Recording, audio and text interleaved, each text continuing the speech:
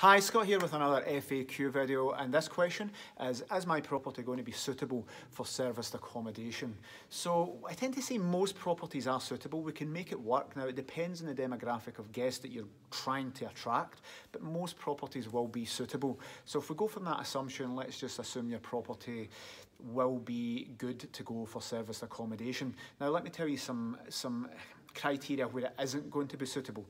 So if you're in a block of apartments or flats where you are going to have problems with the neighbours, where your guests are going to be coming and going and they're going to be problematic, they're going to be stopping your guests, they're going to be contacting you, they'll be contacting the local authority, the factoring management company, then if you've got neighbours around you that are going to make this problematic for you, then it's probably not going to work.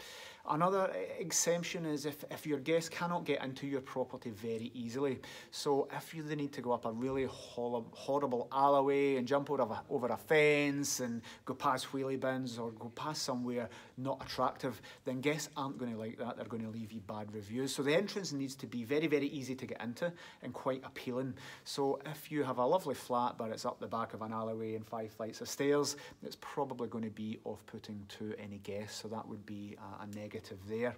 Now there might be planning permission and title deed issues with your specific property that means it prohibits short-term lettings. So you do need to check the title deeds, any agreements with management companies if it's a block of flats, to make sure that you are legally entitled to do it. So the other thing to do is your property in an area that is going to be desirable? Now it doesn't need to be high-end executive lets, it could be holiday lets, it could be contractors. So is your property going to have a demand for guests?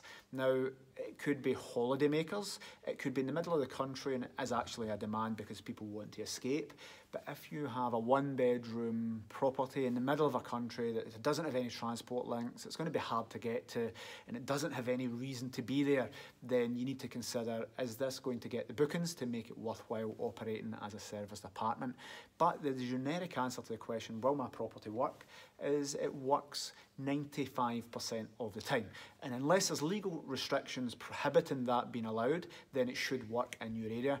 The local property manager will be able to assess that. We have local property managers who are experts in every single area. They will let you know what the demand is for that. Now, there's no guarantee in this. There's many times we've thought property might not work there and it's worked fantastically well just because there's been a demographic or a reason we hadn't seen why people would go there, why guests love it there. But there is no guarantees that the property would work. Normal residential market, we know these properties would be demand because we can see the demand online. But we might need to take a chance on your unit. So where we think it's not going to work, we would advise you to be very, very cautious about going ahead.